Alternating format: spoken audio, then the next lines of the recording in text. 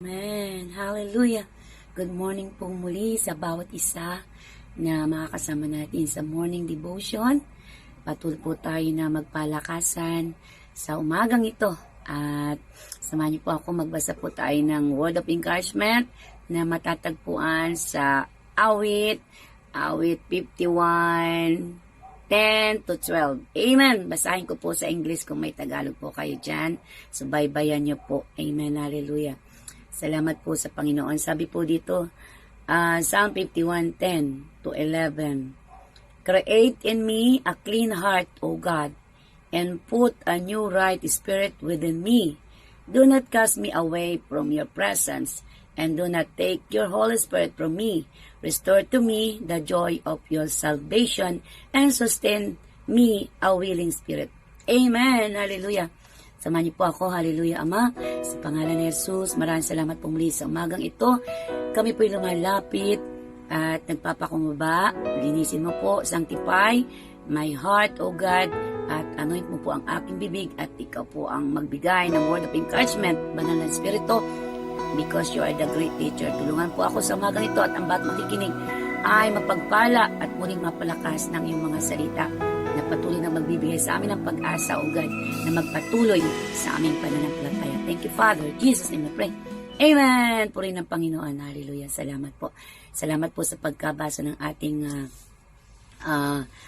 word of encouragement. At samahan niyo po ako. Napakaganda po ng ating mapupulot na aral dito sa ating binasa. Amen. At may tatlong bagay po tayo na mapupulot na aral sa buhay ni Haring David. Amen. Ang ating pong pinaka-tema sa umagang ito ay pinaka-tema natin, topic natin ay Revive me, O Lord. Revive me, O Lord. Amen. At kung babasahin natin ito, ay talagang tayo po ay mamamangha sa dinaanan ni David. Pero at sa bandang huli ng kanyang buhay, nasabi niya sa Panginoon na, revive me, O Lord. Amen. Alamin po natin yun. At ano ba yung sinasabing revive me? So, revive. So, kung titingnan natin, ang salitang revive ay syempre, yan po yung restore me, restoration, yung panunumbalik muli sa Panginoon. Hallelujah. At napakahalaga po na maintindihan at maunawa natin na ang buhay ni David ay sa umpisa ay naranasan niya talaga yung patuloy na pagsama ng Panginoon sa kanyang buhay. Pero doon sa medyo bandang huli or sa kalagitnaanan, siya po ay dumanas ng mga kawalan ng pag-asa, panghihina, pangdadry ng kanyang espiritu. Kaya po, alamin po natin, amen. So sabi po dito sa ating binasa, ang unang bagay na makikita natin dito, kaya nasambit ni Haring David na, revive me, O Lord. Sabi po doon sa verse Psalm 51:10, sabi dito, isang pusong tapat sa akin ay likhain. Bigyan mo, O Diyos, ng bagong damdamin. So, ano po yung makikita po natin dito na gustong iparating ni David sa kanyang buhay o sa ating mga buhay sa panahon natin. Di po ba kung babasahin natin ang buhay o ang Biblia sa awit, alam po natin na si David ay nagkaroon po ng kasalanan sa harapan ng Diyos. At yun po yung kanyang dinanas, kaya po siya ay parang nakasumpong ng panghihina at hindi niya maramdaman yung presensya ng Diyos sa kanyang buhay. Siya po ay nanlupaypay at hindi lang nanlupaypay, yung parang nawalan siya ng pag-asa. Kaya po dumating daw siya doon sa point na para bang, Lord, nasaan ka na? Ba't hindi na kita maramdaman?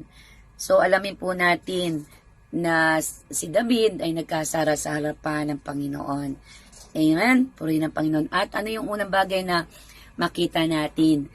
na ginawa niya nung siya nakaramdam na parang nanghihina na at parang wala na yung presensya ng Panginoon sa kanyang buhay. Amen. Praise God. Hallelujah. Sabi doon, ang unang bagay na nakita natin sa puso ng Diyos, nakita ng Panginoon sa puso ni David nung time na yon na siya po ay wala nang maramdaman at parang ang presensya ng Diyos ay nadadrive sa kanya, siya po ay kinakitaan ng Panginoon ng dito sa verse 10, nakakitaan siya ng pusong humbleness, humility before God. So, yun po yung nakita ng Panginoon sa kanya. Na sa kabila po ng kanyang mga nagawa, di po ba, hindi lingid sa atin na nakamtan lahat ni Haring David, yung tagumpay at kung ano-ano pa, magkaroon ng asawa, may mga concubines. Pero yung isang bagay na hindi nagustuhan ng Panginoon sa kanya ay ipadala niya si Uriah, yung asawa ni Bathsheba, sa labanan at namatay siya doon para itong si Bathsheba ay kanyang maging asawa. So, salamat po sa buhay ni sino nga po ba yon, sa buhay ni Nathan, na siya po yung ginamit ng Panginoon para i-rebuke o pasabihan si Haring David na mayroon siyang ginawang kasalanan na labag sa Diyos, na yun yung parang napapalayo siya sa presensya ng Panginoon. Siyempre, God is holy. So, hindi siya natutuwa sa kasalanan. So, kaya po, napasabihan at gumamit pa nga po ng parang talinhaga si Nathan. Itinuwid niya with loving kindness na sa pamamagitan ng parabola. At nalaman ni Haring David na siya pala yung tinutukoy na yon na nagkasala sa harapan ng Diyos. At na-realize ni David na siya ay nagkasala sa harapan ng Diyos, kaya nagsabi siya, nagpakumbaba siya na, Panginoon, ako po'y nandito, patawarin niyo po ako. Patawarin niyo po ako, hindi ko kaya wala akong kakayanan na yung aking kasalanan ay makapatawad ng iba, kundi ang magpapatawad lang nun ay yung blood of Jesus. Kaya po sa ating mga buhay sa panahon natin, kapag tayo nagkakasala, di po ba? At tayo napapalayo sa Diyos, tayo ay nababackslide, tayo po ay mag-isip-isip at we need to come in our senses. Now, kailangan natin na magsisi sa ating mga nagagawang kasalanan. Humingi ng kapatawaran sa Panginoon para tayo makatanggap ng kapatawaran. At yun po ang ginawa ng Haring David, na siya ay nagpakumbaba sa harapan ng Diyos kasi alam niya kapag siya ay hindi humingi ng tawad ay mawawala siya doon sa pangako ng Diyos. Amen. Kaya po salamat sa 1 John 1:9 sa ating panahon na kapag tayo nagkakasala sa harapan ng Diyos, naandun parati na if we confess our sin, God is faithful and He will forgive us. Kaya salamat na may matututunan tayo sa buhay ni Haring David, na siya po ay nagpakita, nakakitaan ng Panginoon ng humbleness sa harapan niya. At hindi siya nagyabang kasi alam niya na siya ay nakagawa ng kasalanan.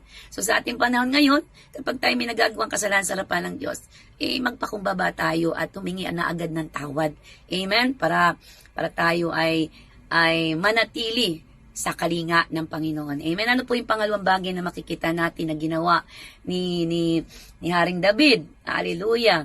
Para siya po ay makapanumbalik muli sa Panginoon sa kabila ng kanyang kasalanan na nagawa sa harapan ng Diyos. Sa verse 11, sabi po doon, sa iyong harapay huwag akong alisin, iyong banal na espiritu'y paghariin.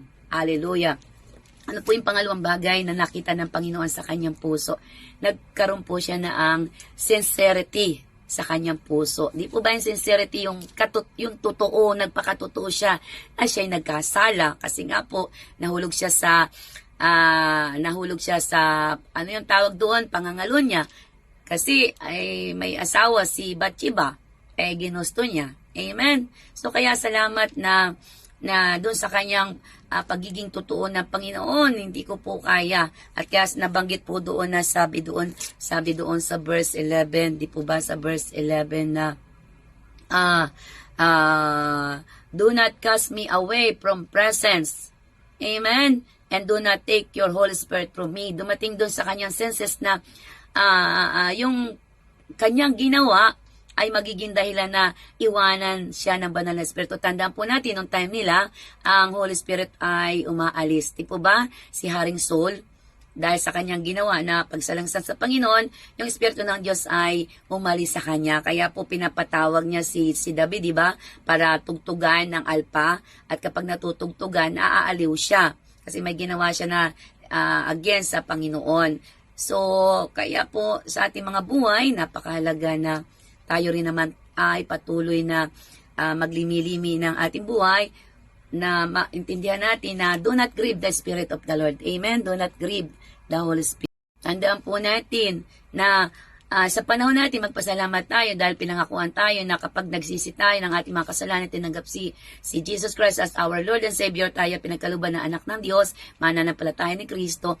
So, dahil tayo naging born again Christian, so yung pangako ng Diyos na na ang Holy Spirit ay magdudwell sa ating mga puso, di po ba? Kaya po ang Holy Spirit ay mananatili sa atin hanggang sa pagbabalik ng Panginoon. Kaya tandaan natin, magkaroon tayo ng sincerity kapag tayo ay may nagagawa. Huwag nating bayaan na ang banal na Espiritu sa ating puso ay mag-grieve. Amen? At tandaan natin, kapag ang ating puso ay hindi malinis sa harapan ng Diyos, ay hindi po galaw ang Panginoon, kasi God is holy nga po. Amen? Kaya po doon tayo maging aware na baka tayo may nagagawa mga kasalanan na nagagawa natin, hindi natin namamalayan na nagigrieve yung Holy Spirit. The Holy Spirit is there, pero pag nagrieve siya, naandyan lamang po siya. Kaya parating nga po na do not grieve the Holy Spirit, bagkos tayo po ay mapuno, mapuspos ng Espiritu niya, doon tayo magpakalasing. Amen? Kaya po salamat sa banal na Espiritu na sinasamahan tayo. Nandiyan siya to comfort us, to love us, to teach us, to lead us, to live a holy life, to live according to God's will sa ating mga buhay. Kaya mahalin natin ang banal na Espiritu sa ating mga buhay. Kasi siya po yung nagkukonvict sa atin kapag tayo nakakagawa na ng mga kasalanan. At salamat po sa buhay ni David, na siya po ay hindi nahuli, kasi nga po siya po ay may nagpasabi sa kanya, may nag-rebuke sa kanya na yung kanyang ginagawa ay mali na. Kaya po sa panahon natin, pag may nagre-rebuke sa atin, magpasalamat tayo. Bagamat masakit, ay tanggapin natin, kasi sabi ng Lord, dinidisiplina niya yung kanyang mahal. Amen? Kasi may mga taong pag pinagsabihan mo, nagagalit, bakit daw siya pinapangunahan, ay mas ahid siya, mas matagal na siya sa Panginoon. Hallelujah, mahal tayo ng Panginoon, mga kapatid. Kaya pasalamatan natin yung mga tao na nagtutuwid sa atin para tayo ay mapabuti. Amen? Pangatlo na po. Puri ng Panginoon. Pangatlo.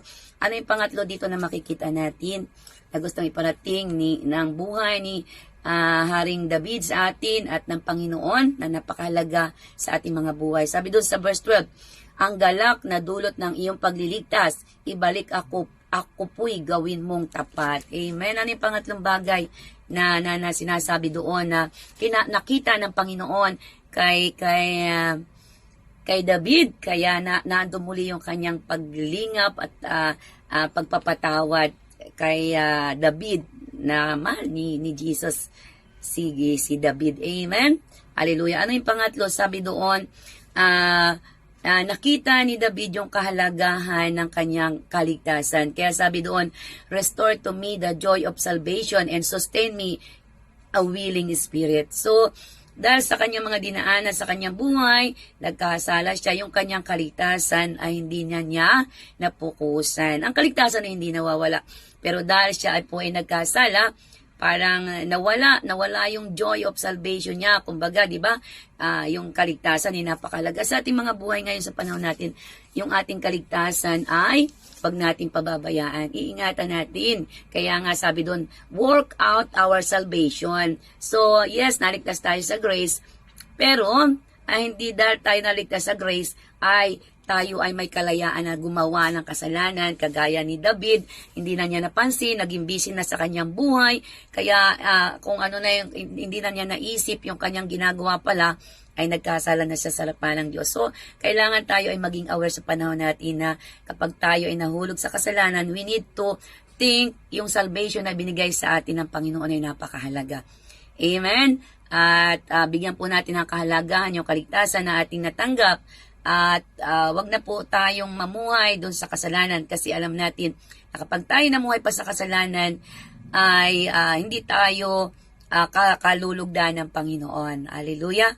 Kaya salamat sa buhay ni David na dumating siya sa senses na napakahalaga ng kaligtasan ng kaluluwa. At sa ating panahon, napakahalaga ng kaligtasan natin kasi kaya nga po ibinigay ni Jesus Christ yung kanyang buhay, inoffer para hindi mapunta sa impyerno ang mga tao. Kaya po sa panahon natin, magpasalamat tayo na tayo ay kinawaan, kinahabagan ng Panginoon at tayo naligtas sa pamamagitan ng pananampalataya natin kay Jesus Christ. Pero napakahalaga din naman na sundin natin yung sabi ng salita ng Diyos na kapag ikay nakasumpong na ng kaligtasan, huwag ka nang mamumuhay sa kasalanan. We need to flee from sinful na nasa mundo kasi tayo ay bago ng nilalang. Amen? Purihin ang Panginoon. Kaya nawa, marami tayong napulot na aral sa tandaan natin yung tatlong bagay na nakita ng Panginoon kay David at yun yung pong patuloy nating gawin na sa ating mga buhay kapag tayo nagkakasala. Hallelujah! Tayo ay muli pong magpakumbaba sa harapan ng Diyos. Humble before the Lord at bumalik po tayo agad at magkaroon tayo ng sincere heart na kapag yung mga nagagawa natin ay wag na po nating gawin muli. Ano po? Ating tayuan kung yung mga sinasabi natin, gawin natin sa harapan ng Diyos at ating bigyan ng kahalagahan yung kaligtasan na binigay natin. Ano po? Kasi kung hindi natin pahalagahan, baka tayo ay mawala at yung apostasy ay maranasan natin. Ano po? At hindi makabalik. Salvation is there, pero ang problema nga po ang tao. Nawawala, lumalayo sa pananampalataya. Kaya po tayo ay maging focus unto God, fix our eyes unto the Creator at yung pananampalataya natin ay ibigay sa Panginoon lamang. Amen? At kaya po salamat sa buhay ni David na nasabi niya nang siya nagdating sa kanyang senses na, nawawala na ako sa Panginoon at sinabi niya, Lord, O Lord, revive my spirit, restore unto me. At salamat sa Panginoon na siya po ay muling na-restore. Hallelujah. Kaya po, salamat po. Tayo po'y manalangin na. Amen. Hallelujah. Samahan niyo po ako manalangin. Ama, sa pangalan ni Jesus, salamat po sa buhay ni Haring David na meron po kaming matututunan sa kanya at nakita ng Panginoon sa kanyang puso yung kababaan loob na kapag kami nagkakasala, na andun po agad na kami po ay magpakumbaba at kami po ay magpatawad ng aming kapwa. Hallelujah. At patuloy po kami na magkaroon ng sincere heart, O God. Hallelujah. Pusong dalisay sa iyong harapan. At yung aming kaligtasan ay bigyan namin ng halaga, O God. Dahil ang binayad mo dito ay buhay. Hallelujah. Kaya Lord, salamat sa magang ito. Inidinadalahin ko ang aking mga kapatid sa pananampalataya. Kung kami nahulog sa kasalanan, Lord, tulungan mo kami na muling manumbalik sa iyo. Wala yung mga kapatid ko, yung mga nanonood right now, ano po yung mga prayer request nila in the name of Jesus, healing, deliverance, salvation, mga may sakit at karamdaman, Panginoon, ay dumalo ang kagalingan in the name of Jesus. Lord, tulungan mo po kami, hindi namin kakayanin. Kung wala ang Espiritu mo na naglilit sa amin, nagagabay sa amin, nagtutuwid sa amin, hindi po namin kaya. Kaya Lord, salamat sa mga tao na patuloy na kapag mahal kami ay itinutuwid kami in the name of Jesus. Salamat sa iyong salita, sa Holy Spirit, na patuloy na tuturuan kami na mamuhay ng matuwid para po pagdating ng panahon, kami po ay mapasama doon sa pangako mo na blessed Lord. Kaya Lord, pagpalain po ang mga kapatid, kapwa akong manggagawa, worker, sa iyong kaharian, samahan mo kami, gabayan mo kami, at huwag kaming naliliko kakanan, O God, in the name of Jesus, lalo na tigit sa panahon ngayon na nagkakagulo, na hindi po namin alam na kung ikaw ay darating na, pero Lord, hindi kami matakot. Kailangan lang namin na patuloy na sa iyo umasa at magtiwala. Kaya Lord, yung mga kapatid na nanonood namin right now, we decree and declare, Lord, hawakan mo ang aming kamay at ang aming pananampalataya ay pakahawakan mo upang di kami maligaw sa aming patutunguhan. Holy Spirit, be with us. Help us, teach us the way we should go. And we decree, declare, pagpapala sa mga kapatid ko. At anuman po ang kahilingan nila right now, Lord, ay matanggap nila. At sa pag-aalis nila sa umagang ito, pagpasok sa trabaho, sila po ay patuloy na kami mag-ilaw at ilayo mo kami sa gawa ng kasalanan. Pagkos kami, Lord, ay gawin mong ilaw at asin sa mga lugar namin kung saan mo kami dinala. Gamitin mo pa po kami habang hinihintay ka namin sa iyong pagbabalik. Maraming salamat po. Pagpalain mo po ang mga gawain ng mga kapatid ko sa samahan namin ito in the name of Jesus. Sa mga nangunguna sa amin, pagkaisan mo kami ng iyong pag-ibig at ikaw po ang patuloy na maluwalhati, O God. Salamat po. Pagpalain mo na po ang bawat isa. Salamat po. At yung may mga prayer requests, O God, at may mga panalangin na sinasagot mo. Thank you, Lord. Tunay nga po, pagpalain mo po ang aming mga kapatiran sa Quezon Province. Quezon Province is for Christ. Gamitin mo kami mightily for your glory. At maabot pa namin ang mga sulok-sulok ng Quezon habang kami po'y patuloy na naghihintay sa iyong pagbabalik. Maraming salamat po, Ama. Tunay nga po ang banal na Espiritu ay sasamahan kami. Thank you, Father. We worship you in the Spirit and truth. And bless everyone. Mga anong prayer nila po, hindi ko mabanggit. Ikaw po ang magpapala. Salamat sa kasagutan ng aming panalangin. Thank you, Father. Ito po ang dalangin namin sa pangalan ng Ama, Anak at Espiritu Santo. In Jesus' name I pray. Amen. Thank you po. Palakpakan natin ang Panginoon. At magandang umaga po. And to God be the glory. Amen.